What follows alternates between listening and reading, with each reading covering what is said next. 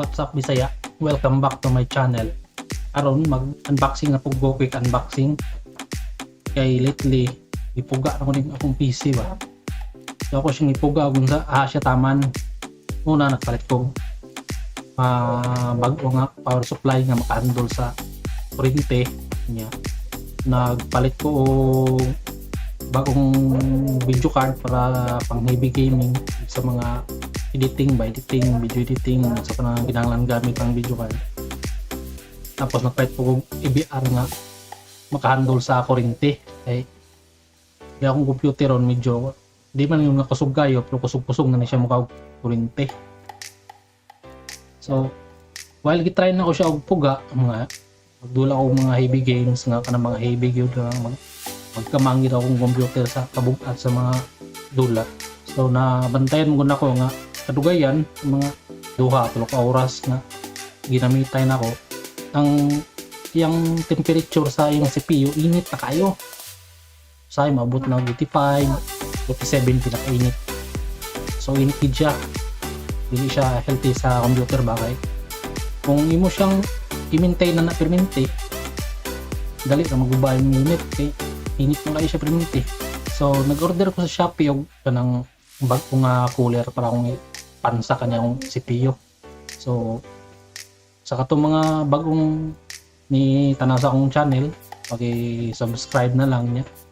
Iyaw na lang ang notification button para in case nga na ko yung mga bagong upload mas mabantayan din ninyo. So tanawin sa ito kadali ang unboxing.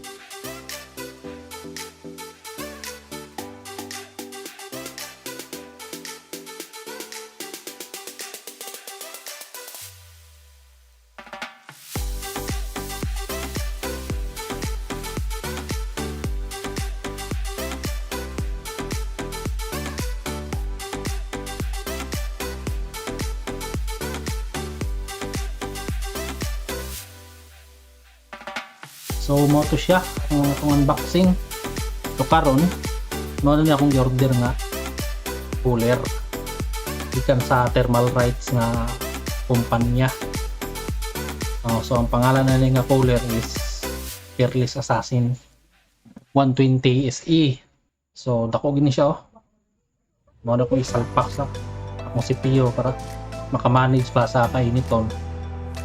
Rin katakuan siya rin dumubog ng computer ni. So actually na may kanang water cooler ang gitawag nila og water cooling tibali na radiator, pero ang ako amang god is adi ba sa ingon nga negative ra kayo pero yung pobre ka hampe partay ka budget ung maguba just in case lang.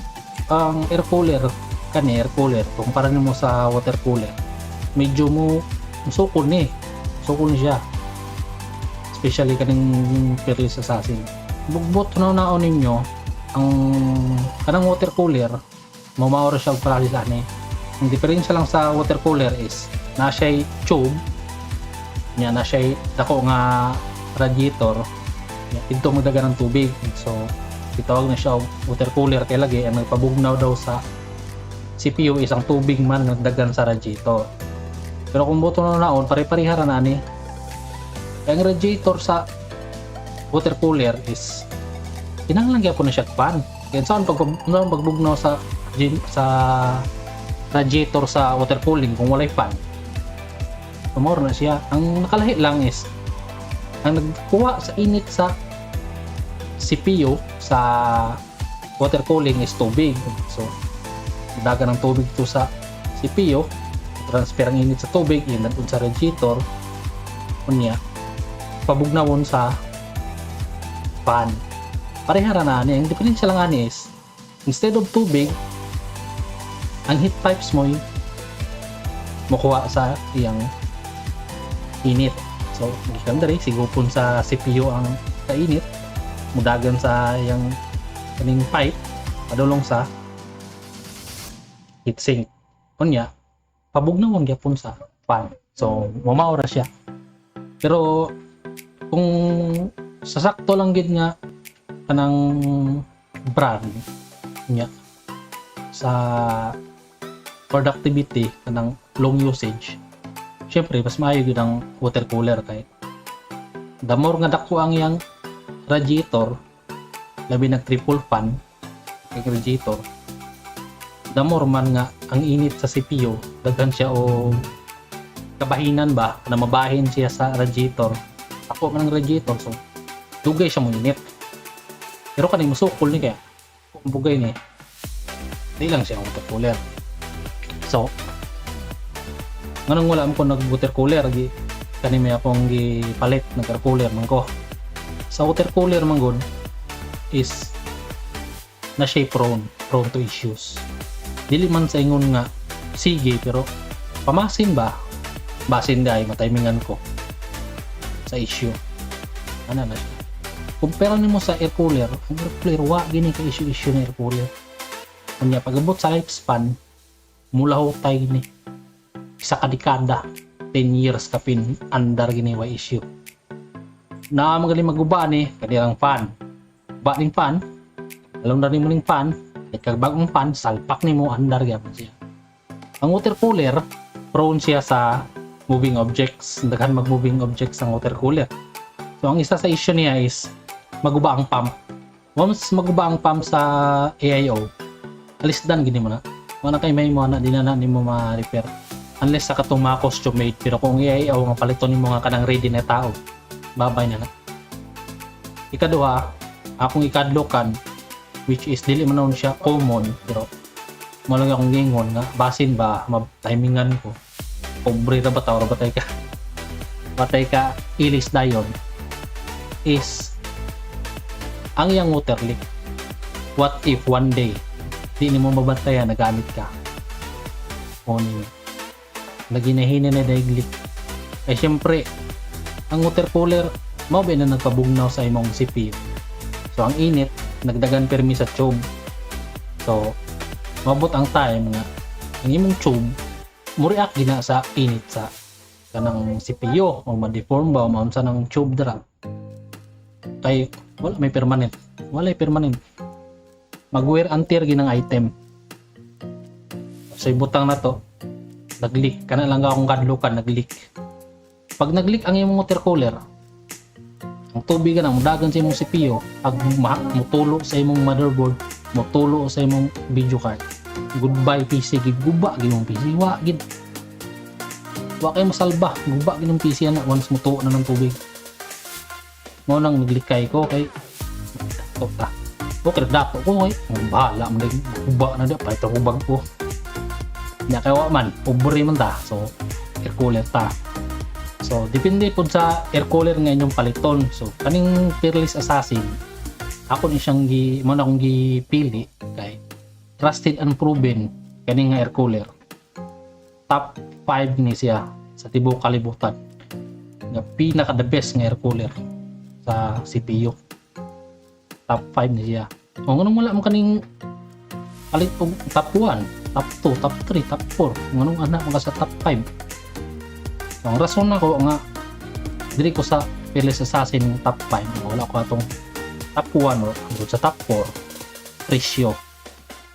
Ang presyo sa top 1 ug sa top 4, top 2, top 3, top 4, pat ka top mga top ani. Mahal kayo. 6,000, 7,000, 8,000, 9,000. Kunya ang diferensya sa performance dili ra kayo dako. Namanggali. 2 degree, 3 degree, 4 degree na. 5 degree pinakaano siguro 5 degree. Which is dili worth it. Kani ang presyo ani naras 2.5. Ikumpara nimo na 2.5 ang isa ka taas o ratings 5K, 6K, almost katunga pa yun, sobra pas katunga. Kanya ang difference sa performance pila ra ka degree, 2 degree, 3 degree, 4 degree nya worth it na dili tas barato. Kung buto na naon mahal na ko ng 2.5 sa to Pinoy yan, pila ra ba kwarta po na to, hindi man ta dato nga YouTuber. So 2.5 ni siya, medyo sakit mo sa ba pero dako kayo awar ko na duha ka fan kay fan rin sa tunga So muna akong salpak akong CPU. So to dahil sa sunod nga video na ko is pakita na ko kung saan pagkasimbolo PC since ako po na yung bungkagon akong PC taon mo na ginin ako. So maghimo lang po next video nga saan pagkasimbol para katong mga interesado dira nga gusto mo try og simbolo PC nga mahadlok kay makakabalog sa button. So tanaw lang mo sa video sa sunod nga video ani kay dili kay siya lisod. Actually dili kay lisod na mag-simbol. Labi nagmaanan na mo may balikon ninyo sa iyo naman. So nagpalit ko ani kay mawag ito akong explanation na bugat na akong gamitan.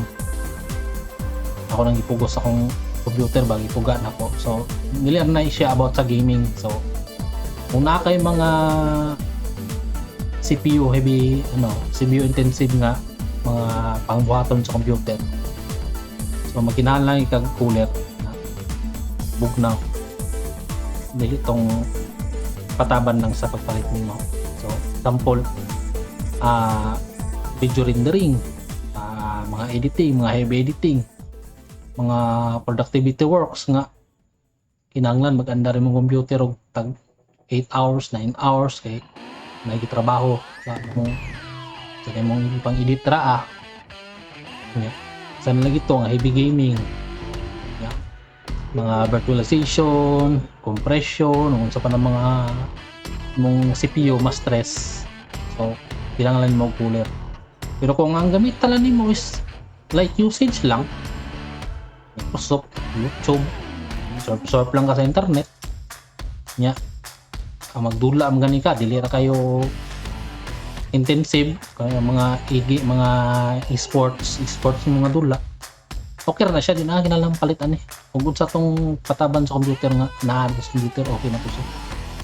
Basta mga esports lang, mga Valorant, Dota, sa parang mga CSGO, karang mga gaan-gaan na kayo nga pwede raga madula nga wala na GPU ba. So marto siya. So sa next video mag-himo ko og kanang guide or guide na ba nang maghimo og video. Sa next video is malagi bungkagon ako na akong CPU. So while ako ning taod kinahanglan ako bungkagon kay dako man kay ni di man ako ni basta-basta mapansak dito.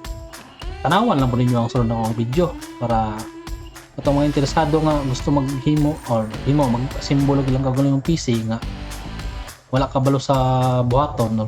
Wala sila i-guide. So sa next video tanawan lang niyo na akong himoon kung taon ako pag assemble sa PC. Dili man naman siya full assemble pero generally na mo yung idea ba kay diyan po ako ni bungkagon yung tanan kay apoy taon sa mga pan pero common sense kung pan na lang common sense lang kabalo na mo express ko na mga pan mga kabalo naman mo ang ako lang is kanang main components ba usaon pag-install para maka-idea mo na hindi mo problema o hindi mo madaot ang inyong mga trabaho. So tagaan na muna ko guide next video. So maura to sa mga bagong watcher dira lihog na lang kog subscribe og on sa notification kay para sa next video mabantayan ninyo kung gusto ko mag-update. So maura to Bisaya, salamat.